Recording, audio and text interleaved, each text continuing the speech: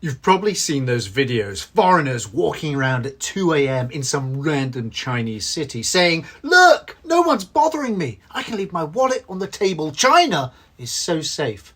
And honestly, they're not wrong. China does feel incredibly safe today. You can walk down the street with your phone in hand and nobody bats an eye. Even in the big cities like Beijing, Shanghai, Chengdu, you rarely worry about pickpockets, and violent crime is practically unheard of. But here's the question I want to explore today.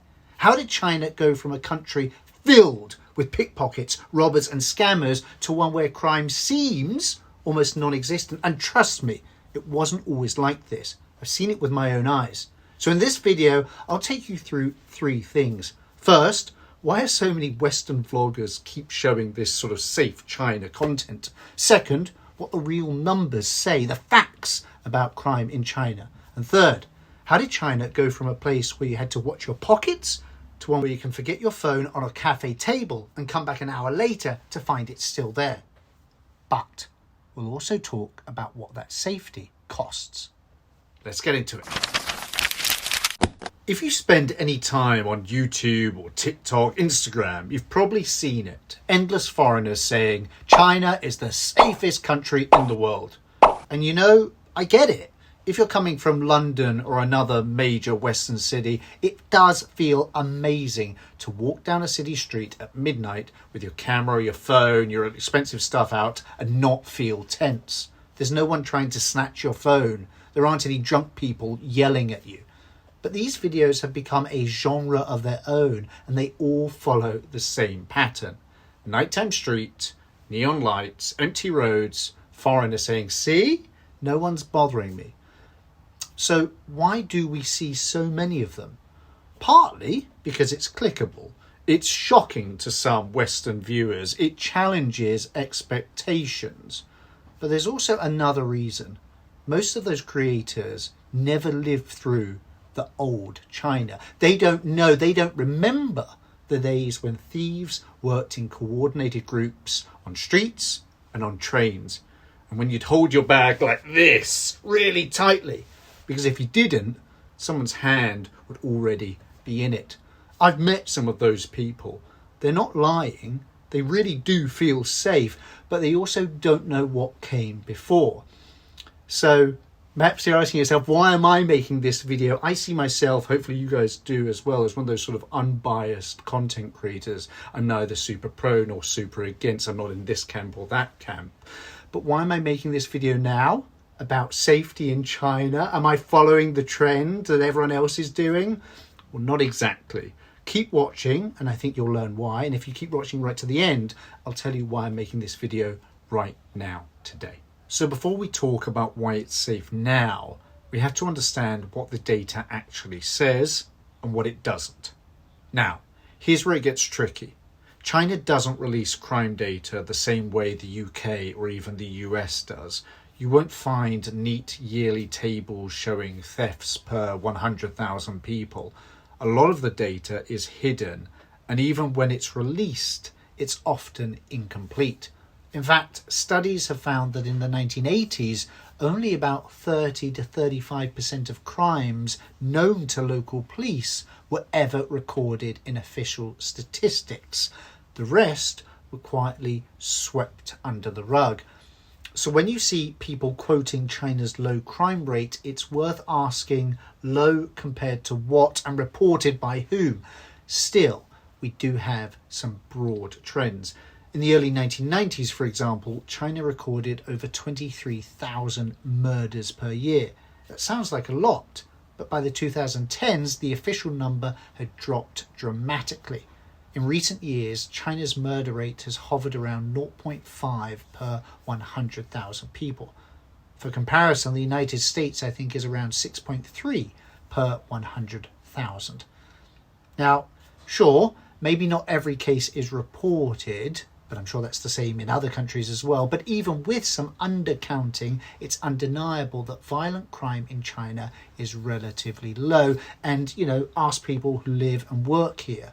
You don't really hear about much violent crime, even if it's not reported by the police or on the news. So especially when I first arrived here in China, I saw this so many times. There would be at least 2, perhaps 4 or 5 people, men and women, sometimes the Han majority, sometimes ethnic minorities. I won't say which ethnic minorities, but there are a few that really stood out. Literally, you could stand out in a crowd.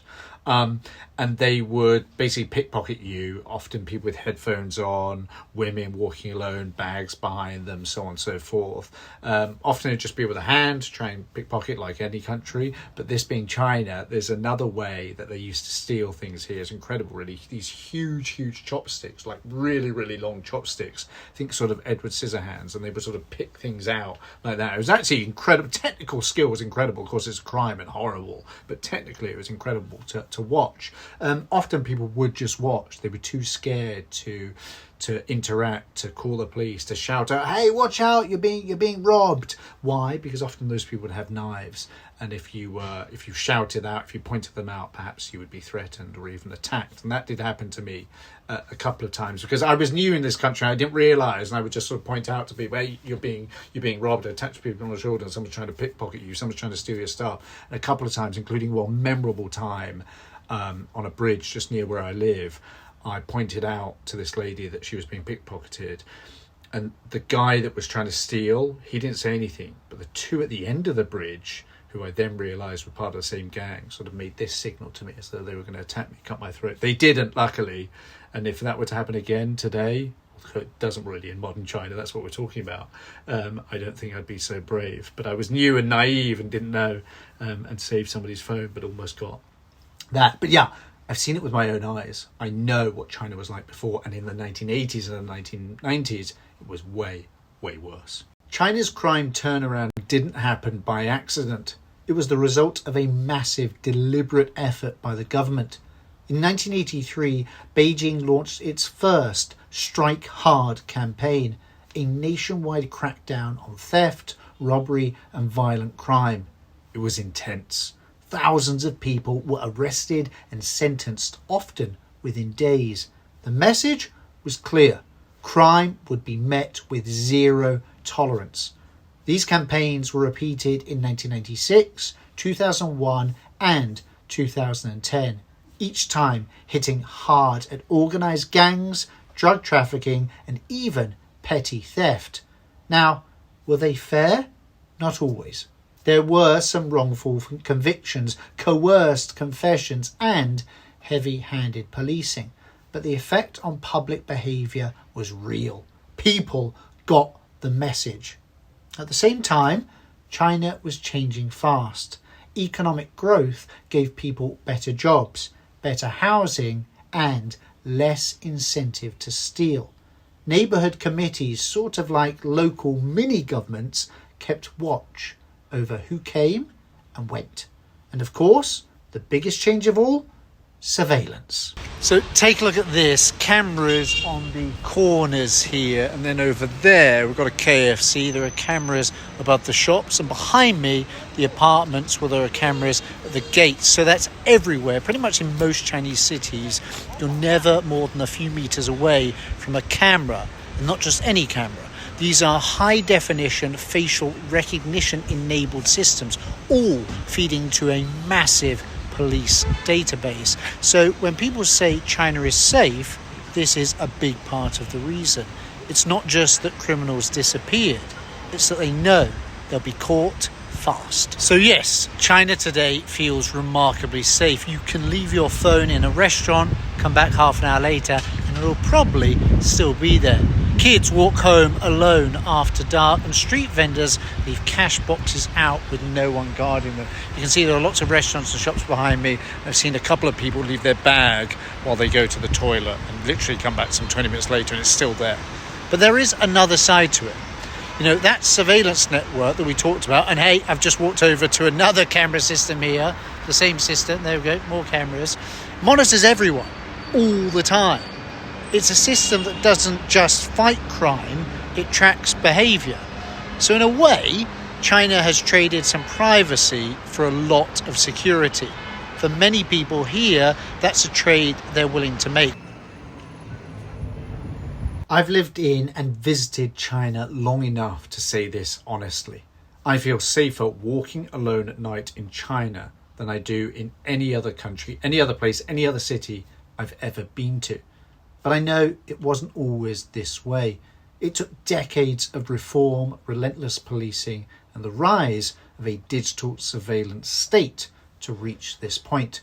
So when you watch those videos of people saying China is the safest country on earth, they're not wrong, but they're not telling the whole story either. The truth is, China's safety comes from a mix of progress, fear, and control. It's impressive, but it's also complicated, and maybe that's why I find it so fascinating. Guys, thank you very much for watching. If you've lived in China, if you've visited recently, I'd love to hear your own experiences in the comments below. Did you feel safe?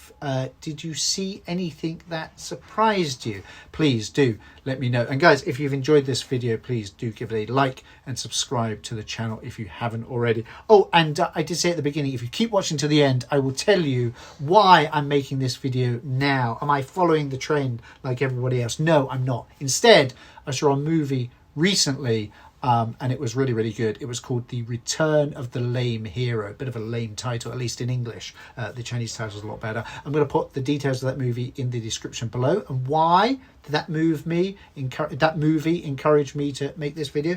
Well, it tells the story of thieves, pickpockets operating in the 80s and 90s on trains in China, which was a big, big problem back then. And look at the trains now. No thieves, no robbers, and incredibly high-speed trains. So things have changed in China. If you get a chance, watch that movie and do like and subscribe. Guys, thank you very much. 谢谢，再见，拜拜。